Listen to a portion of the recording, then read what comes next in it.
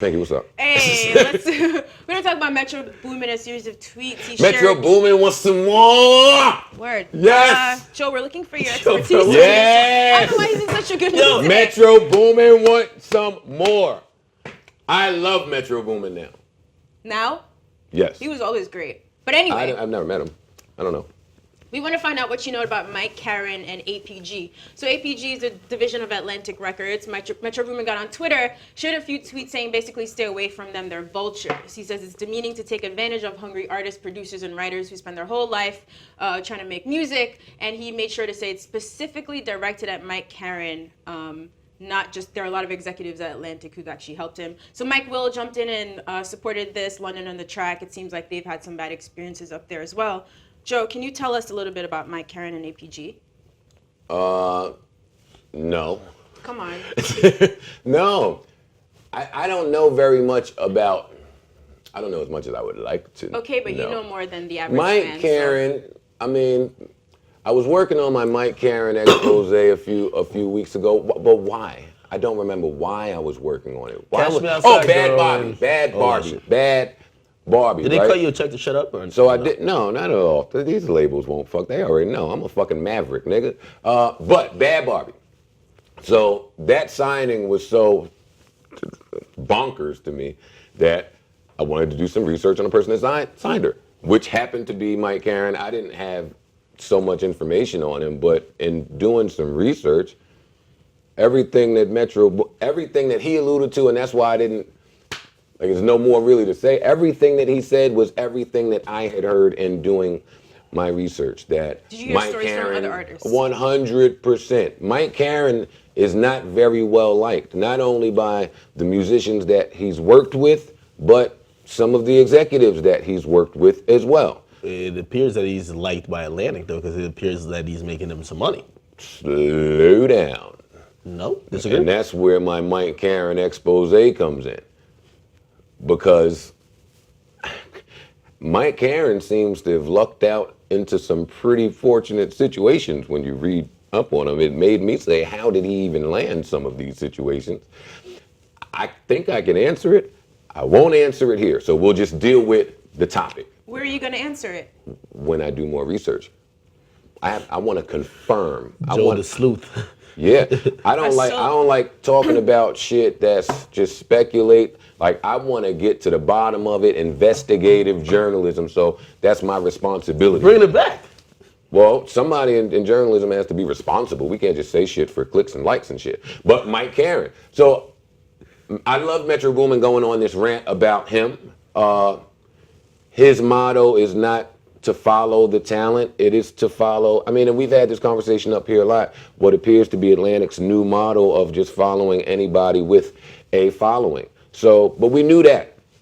We need more of this. This is sexy. Because he's talking about going back, This- not even very recent. Alone. Yeah. Now, so Metro Boomin 2 days ago went on the Atlantic rant, and I'm sure that he got a phone call from some of the people that he fucks with at Atlantic. And then the next day he went to clarify. And anybody that has knowledge of that building probably could assume that he was talking about Mike Caren. So apparently they're doing some nationwide hip-hop bullshit search in Atlanta, looking for new undiscovered producers to rob them and milk them to deliver records for all of these social media fucks who can't make a record. The music business is full of a lot of people who just can't make records anymore. But I don't care about all that. I care about people like Mike Will, Metro Boomin. When these people start to speak up and spread the awareness of who you should and should not fuck with in music. Because how do we know? How do we know? I loved that. And again, I never met Metro Boomin. I know nothing about him. But boy, do I agree with all of this stance. I loved that a young, poppin' nigga is taking a stand. It's taking a stand because people don't do that. Because you need the labels, you need the executives, you need the bag.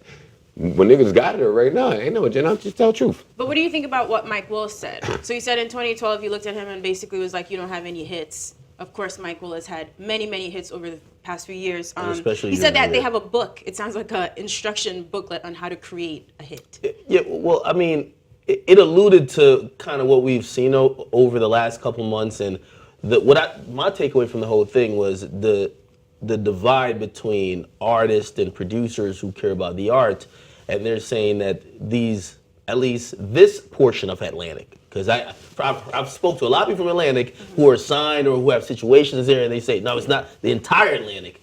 There's certain facets that they're moving a different direction based on whatever initiative. And let's be clear, APG and Atlantic, though tied, are not exactly the same. Exactly. So after I've spoken to those people, there's a clear divide between people who care about the art and people who only care about just quick monetization. I've said before, Atlantic now is the epitome of just a monetization firm for everything that's social media. So if you got a following, if you have some type of buzz, they could flip it. And yeah, they're right. I mean, from everyone I've heard, they're like, yo, listen, they sign you for your popularity, and they'll give you the hit. They'll give it to you. Like, so again, you can imagine how an artist feels, right? So if I'm an artist and I believe in my art, yeah, if you sign me, you believe in me. You're not signing me to give me a hit and tell me to rock with the formula that works for these other people you work with. So I could understand. The only thing I was shocked about is that this isn't new, because I'm getting more awareness of it of how they're operating within the last 2 years. I mean, Metro Boomin is talking about some shit like 4 or 5 years ago, his interaction with, of course, the individual Mike Karen and how they've dealt with him. So I was shocked by that, but everything else, I was surprised to see the artists speak out, or the producers, the people who care about the art. But there's a clear divide now in music, and it'll be interesting to see how it goes forward. Atlantic is only for the money, and the artists, you could get with the money shit, but you're probably gonna have to sacrifice your art. What are you doing? Another interesting thing about this whole ranting went on, we've talked about how A&Rs aren't as important anymore. And I mean, there are a couple A&Rs that I do know or I have heard about at Atlantic who have found artists, but shit, if I'm listening to Metro, they're offering to people who are either socially popular, and I know this for a fact, to say, hey, find us that artist or whatever, we'll give you a finder's fee. That's a finder's fee. Now, you're the A&R, you're not even with the label almost. You bring the artist to us, or you bring the popular person to us, we'll give you a finder's fee, get you out of the way. Then we work the artist, and then we'll give them the hit, despite if the person is already established or not. So, it's fucked up. But, I mean, I don't know if him speaking out, I think he was speaking for the artist. I don't know if it changes what goes on in the future. Or, for someone, if you look, there was a text message that he initially responded to while clarifying. I'm not too sure if it changes that producer who's in Atlanta now, who's waiting for an opportunity. He got hot shit, but he doesn't feel like he's gotten the acknowledgement yet. If they swoop in and say, hey, listen, you got some great shit. We're going to take it. We're going to use it this way. We're going to give you some money. Just shut up. Fuck your artistry. I don't know if someone who isn't on would have his opinion. So that's where it gets tricky. So he gave a warning, but I don't know how many people... Someone who isn't on wouldn't have his opinion because they wouldn't have the information. That's why it's important to have guys like him speak up to give the information to people that would never have it. That's why it's important that we do the show here to give the information. But there's no way that people would ever get this information. And speaking of information that people would never get, I want to focus really quickly before we leave this topic on that sentence of they have a whole textbook and formula for hits. Tell me what you think about that particular comment. And I ask that because, again, the public would never know that. The public would never, ever know that information. And the public, as ignorant as they could be, put so much emphasis on hits. You've done it. People have done it. Does this do anything? Because, I mean, people that are in the industry know that even the people with all the hits are not necessarily coming up with the hits. If you're in the business and we like you and I like this sweatsuit and I like this hat and I like the sneakers and I like what you're doing on your little Instagram, then guess what? I'm going to give you a hit. I'm going to go find a hit and I'm going to give it straight to you. So I'm asking you that because I guess, does it change, does it shape anything for people that are so hit-based? It changes it for me when I'm looking at again, it's very muddy when you're talking about people that are talented. It's the people that you realize that they're completely manufacturing in front of your eyes. So they'll take someone who you may have heard they maybe do music or they don't do music, period, and they give that person a hit, and you know that's not organic. You didn't just start rapping and now you got all the hits. It just doesn't happen. So when you look at it through that lens, of course it changes it. It changes it for me because I'm looking like, damn, now if we're just manufacturing shit, like, it's hard to judge everyone on the same rubric because some niggas are literally, if the label believes them and I 100% believe that formula shit. I 100% believe it. I believe it's down to a science. And you can imagine as a record label, you don't want a hit to be something that's mysterious or if we combine the right things at the right time, because that's historically what people have thought about what a hit is. You got to be the right time in the right beat, the right lyrics, the right hook. No, these niggas got down to science, so I can understand on their side. But for me as a fan, it's kind of disheartening. It's crazy for them to look at someone like Mike Will if they have this formula down to science and tell this guy he has no hits. Well, they have to tell him that because the hit is where you are masking the robbery. They have to tell someone like Mike Will that you don't have hits. The music business thrives off hits. That's where a lot of the money comes from. But my point is always the artist is never getting anything close to what they should be getting when you have a hit. So when people say, hit, I'm like, okay, that speaks to the label and it speaks to how the records are performing and it speaks to how people are invested in you.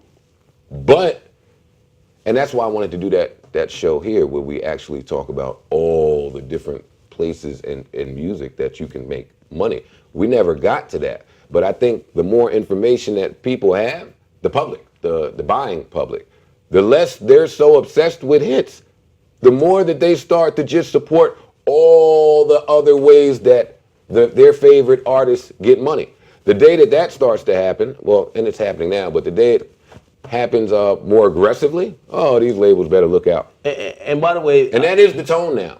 More and more people are saying, fuck them niggas. Almost like never before. It's great. It's sexy to me. And by the way, we hear a lot of the common terminology used by these newer acts now is that they're not signed, they're partnered. And of course, APG, I believe, is Artist Partnership Group. I think that's the new term they're throwing out to hoodwink niggas, you know what I mean? To kind of get them in. Where they're like, no, you're not signed, we're partners. You niggas together. ain't partners. Let me be very clear, because I heard a couple of you dumb niggas come up here and say that. I listened to a couple of interviews, you niggas be saying that shit. You're not a partner. No, you're fucking not. Why? What makes these people think that they're partners? I believe you're not privy to the same metrics that they are. How are you a partner? Tell me. And that's not me being old and bitter like y'all like to say. That's just a question. If you're not privy to the same things, y'all ain't partners. I think they look at it because historically you get signed and everything is going on. I believe because they have some type of control on maybe how they move and maybe the timing of how they move. That's why they think that. You feel me? Because now they're not probably on a rigorous schedule according to a label. They could probably move a little bit more freely because they already come in with like a buzz or a wave or whatever it is. And the label is more flexible with them. So now, rather than saying you're signed, you're a partner. And also partner sounds way sexier than you're signed. I mean, it could all sound that way. Listen, I encourage all of you bright, young creatives that want a record deal, go to the bank. Just go to the bank. If you want a record deal, go to the bank. Same thing, they run parallel, go get a loan from the bank. Oftentimes, as young black people with no credit, we can't get a loan from the bank, so we rush to the fucking record labels, and they give us some shit with horrible interest rates, and we don't. Listen, work on your credit, go to the bank, fuck Mike Karen. And I've heard that so many people every YouTuber now who makes music or diss tracks, whatever, they got meetings with Atlantic. They're all hitting me up like, yo, is this a big deal? And I'm like, well, they're hitting up everyone for meetings. So they're trying to sign every... And you know what? I can't even, because of my creative and artist integrity, I sit here with all these horrible things to say about Mike Karen. But on the flip side, I mean, shit, is he a visionary? I say that because this week we've talked about YouTube and them changing the fucking Billboard, them acknowledging YouTube streams, right? Clearly, the entire metric system in music is in a transitioning period right now. Clearly. So I know that Julie and Kaiser are not actively on internet looking for popular people. So what I'm saying is, if this is the way that music is just headed, I would say when you're a visionary, you have some foresight, when you but change, you're not just milking the culture for money. what I'm saying is this, Nadeska. I'm a very creative artist. Let's say you're the sexiest woman in the universe. When they change the metrics on YouTube, I'm going to put out the best song ever. You're just going to put out some content. Who wins? You will. I understand. I don't think that's still being a visionary, though. It, I think if they On were a the label visionary, they side- would be on the looking. label, On the label side, you are. on the label side, I would just want to use a different word. Visionary to me would mean the person who sees what comes after that, if that's just a fad. You know what I mean? They're not actually promoting but Mike culture. It's Karen just has money. been doing this vulture shit for a long time. That's why I say, on the flip side, I mean, maybe he been robbing niggas and looking at social media and the popularity, ignoring talent, and he been doing fuck shit for a long time. So maybe visionary is the wrong word. But I see what you mean, though. Looking ahead and like getting ahead of that trend and making money Yeah, off of it. I will never subscribe to popularity equaling talent. I just will not. I won't check for it. Listen, some of your favorite artists out there, but listen, all the information that you need is out there. So you as a consumer, you have consumer rights. All of the artists that you enjoy, I know for me, and this is just me because I'm jaded, but I know what label every act is on. Know why? Because some labels, I like their business. I like how they, like RCA. I come up here all the time and talk about how I love RCA and I love what they do. Other labels, not so much. So you can do your research. And I know people don't do research. No, but we want you to do the research. I'm not going to do the research, but do your research. Oh, the information is there that Mike Karen and the likes of Mike Karen, thumbs down. You better keep working on your expose.